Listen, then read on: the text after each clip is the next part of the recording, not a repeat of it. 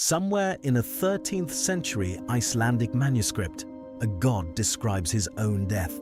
Not a battle, not an assassination, a god who volunteers and afterward tells you exactly what it felt like.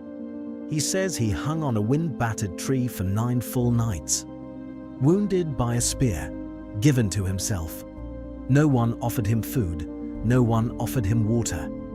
He looked down into the dark below the tree, and at the end of the 9th night, he screamed and reached down and took hold of something no one had ever held before. His name was Odin, and the tree was Yggdrasil, the ash that Norse cosmology treated as the spine of the universe itself. The wound in the account is specific. He speaks of a spear, though he does not say whose hand held it. The most direct reading, the one most scholars accept, is that he pierced himself. Sacrificer and sacrifice in the same body at the same time.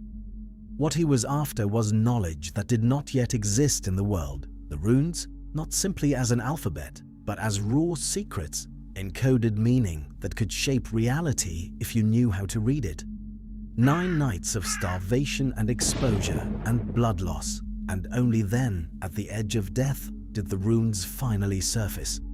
He took them up, screaming, and fell back from the tree changed. This was not even his first sacrifice. Long before the tree, Odin had already given something up for wisdom once. At Mimir's well, a spring said, to hold the memory and knowledge of the entire world, he traded one of his own eyes for a single drink. He walks through every surviving account of Norse myth partially blind, a permanent, visible cost paid for knowledge most gods never bothered to seek. The hanging was not his first transaction with wisdom, it was his second, and it cost considerably more than an eye. Here is the problem. We do not have this story from a witness. We do not have it from a worshipper writing at the height of Norse paganism.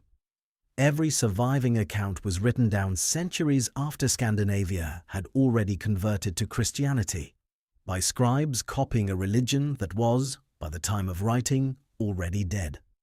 The verses come from the Codex Regius, a manuscript compiled around 1270. The most detailed retelling comes from Snorri Sturluson's Prose Edda, written roughly 50 years earlier, around 1220, by a Christian aristocrat reconstructing the mythology of a religion he did not practice, for an audience that no longer worshipped these gods either. Scholars have long noted that Snorri's account occasionally reads as reorganized, even moralized. A Christian mind trying to make sense of and make presentable a set of beliefs he inherited secondhand. So the honest question is not whether Odin hung on a tree. The honest question is how much of what survives is memory and how much is reconstruction. This is where an unrelated source becomes important. In the 1070s, a German cleric named Adam of Bremen wrote an account of a pagan temple at Uppsala in Sweden, a place he never claimed was connected to Odin's hanging myth at all. He was simply describing, with visible discomfort, a ritual he had heard about secondhand. Every 9 years, Adam wrote, 9 males of every living species were sacrificed there. Their bodies were hung in the branches of a sacred grove. 9 sacrifices by hanging, in a tree considered holy. Adam of Bremen never read the Poetic Edda. He was not trying to confirm a myth. He did not know there was a myth to confirm. And yet his account, written independently, lines up with Odin's own described ordeal almost exactly. That kind of accidental agreement between a myth and an unrelated historical record is about as close to real corroboration as this kind of evidence ever gets. The Norse gave Odin an epithet for this, Hangatyr, the god of the hanged. Not god of wisdom, not god of war. The one title that stuck to him hardest was the one describing exactly what he did to himself on that tree. We only know this story through people who had every reason to reshape it. Christian scribes, centuries removed, writing down a religion that had already lost its followers. And yet, the details that keep independently confirming each other, a ritual number, a method, a sacred grove described by someone who had nothing to gain by making it up, are what make this feel less like literature and more like memory.